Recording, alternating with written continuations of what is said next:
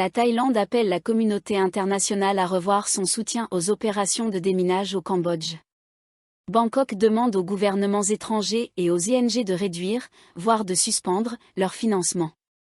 Selon les autorités, Phnom Penh n'agit pas de bonne foi et ses forces auraient récemment posé de nouvelles mines antipersonnelles le long de la frontière, mettant en danger soldats et civils thaïlandais. 5 militaires ont déjà été mutilés, certaines mines ayant été posées après l'accord de cessez-le-feu du 7 août.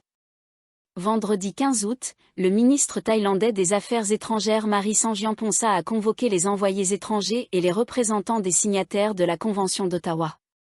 Il a présenté des preuves de l'utilisation de mines antipersonnelles PMN-2 par le Cambodge, en violation des engagements internationaux. 6 arguments ont été avancés par Bangkok.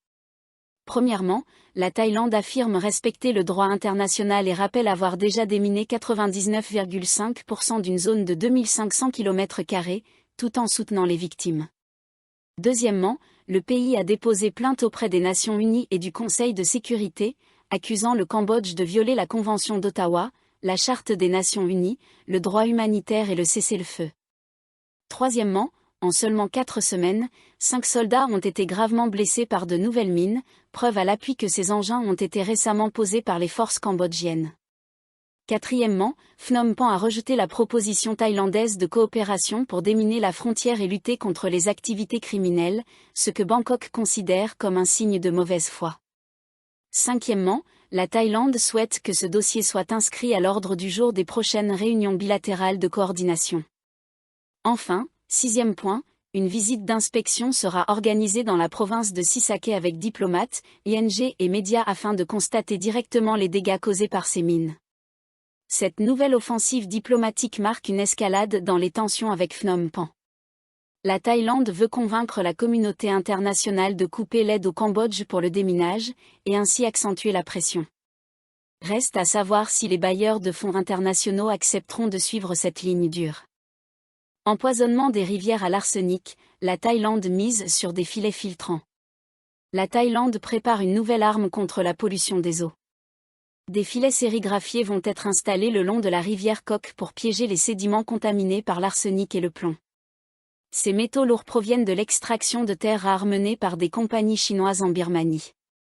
Ils ont déjà été détectés dans plusieurs rivières du nord du pays, y compris dans le Mékong.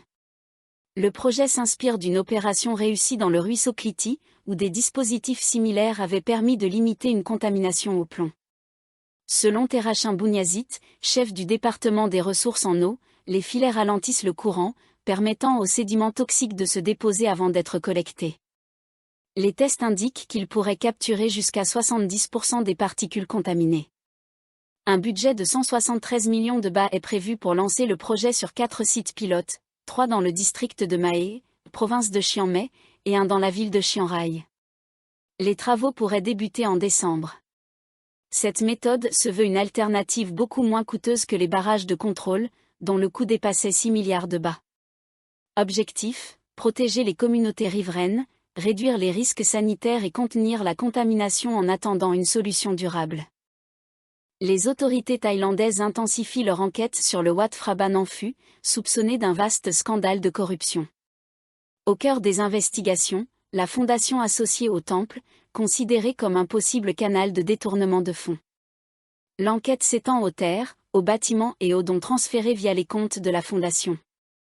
Les enquêteurs soulignent que détourner l'argent d'une fondation entraîne des peines plus légères que le vol direct des fonds d'un temple, exposant une faille juridique qui appelle une réforme urgente. Selon le colonel Samorafom Tekao, de la division anticorruption, le dossier est supervisé par le général Jarunkia Pankao du bureau central d'enquête. Plusieurs agences sont mobilisées. Les enquêteurs examinent également si l'abbé du temple a failli à ses responsabilités. Les premières conclusions de la division de la répression criminelle seront suivies d'un examen plus poussé, incluant des inspections des terres en coopération avec la division des crimes liés aux ressources naturelles et à l'environnement. Les regards se tournent vers les 2000 rails de terre appartenant à la fondation du temple, dont certaines sont enregistrées au nom de particuliers et d'organisations privées. Bâtiments inachevés et terrains seront passés au crible. Selon les enquêteurs, certaines fondations servent à transférer l'argent qui devrait normalement être géré par l'abbé et le trésorier du temple. Lorsque les administrateurs de la fondation détournent des fonds, les peines sont moins lourdes qu'en cas de vol direct des comptes du temple, qui relèvent des articles 147 et 157 du Code pénal. Même si cette manœuvre reste une infraction, elle est plus difficile à prouver. Les autorités appellent donc à un contrôle plus strict du ministère de l'Intérieur, chargé de superviser les fondations. Le directeur du bureau provincial du bouddhisme de Lopburi, Vera Chanlon, a confirmé s'être rendu au temple pour demander les relevés financiers. Le trésorier a révélé l'existence de 8 comptes, avec un mouvement de fonds atteignant quelques millions depuis octobre 2024. Certains comptes ne contenaient que quelques milliers de bas. Officiellement, ces contrôles sont annuels, mais des irrégularités liées aux dons ont accéléré les inspections. Les conclusions seront transmises au Bureau national du bouddhisme. Le temple lui-même ne détient que 6 rails de terrain, loués pour 20 ans à la municipalité de Khao Samyot. Les autres biens, notamment ceux enregistrés au nom de particuliers, échappent à la juridiction du bureau bouddhiste. Sur le site de Nom Muang, où devait fonctionner un centre de soins pour malades du sida, les inspecteurs ont découvert des logements abandonnés, ainsi qu'un hôpital inachevé à 90%, laissé à l'abandon. Des stocks de matériel médical et de fournitures données, dont certains périmés ou souillés, ont été retrouvés dans des conditions insalubres. Cette enquête met en lumière des failles juridiques et de graves soupçons de corruption, au sein d'un temple autrefois reconnu pour son rôle social. La répression contre les touristes cherchant en vain à ouvrir un compte bancaire en Thaïlande a provoqué un afflux de demandes pour le visa destination Thaïlande, le fameux DTV. Selon les services consulaires, plus de 120 000 visas ont été délivrés en un an par 70 ambassades thaïlandaises, notamment au Laos et aux Philippines. L'atout majeur du DTV, pas besoin d'un compte bancaire en Thaïlande. Le dépôt de garantie de 500 000 bahts, soit environ 16 000 $, peut être placé dans une banque étrangère. Un contraste total avec les visas retraite ou mariage, qui exigent de bloquer 800 000 ou 400 000 bahts sur un compte thaïlandais. Or, ouvrir un compte est aujourd'hui presque impossible pour un touriste. Pour l'avocat en immigration Jessataporn Bunag, le DTV séduit bien au-delà des nomades digitaux. Il attire aussi des retraités, des familles d'expatriés, des étudiants adultes et même des patients en quête de soins médicaux. Autre avantage, aucune assurance santé obligatoire. Le visa multi-entrée est valable 5 ans, avec des séjours autorisés jusqu'à 180 jours par visite, sans obligation de re-enregistrement annuel. Pas besoin de permis de retour, ni de prouver ses avoirs bancaires chaque année. Quelques inconvénients toutefois. Les titulaires n'obtiennent pas 5 ans pour leur permis de conduire mais seulement 2. Ils peuvent se voir refuser un compte bancaire thaïlandais et devront gérer leurs finances depuis l'étranger. Le visa ne s'obtient qu'à l'ambassade, jamais sur place, et les délais varient de quelques jours à plusieurs semaines. Une inquiétude a surgi concernant la fiscalité. Si un détenteur reste plus de 180 jours par an en Thaïlande, il pourrait être imposé.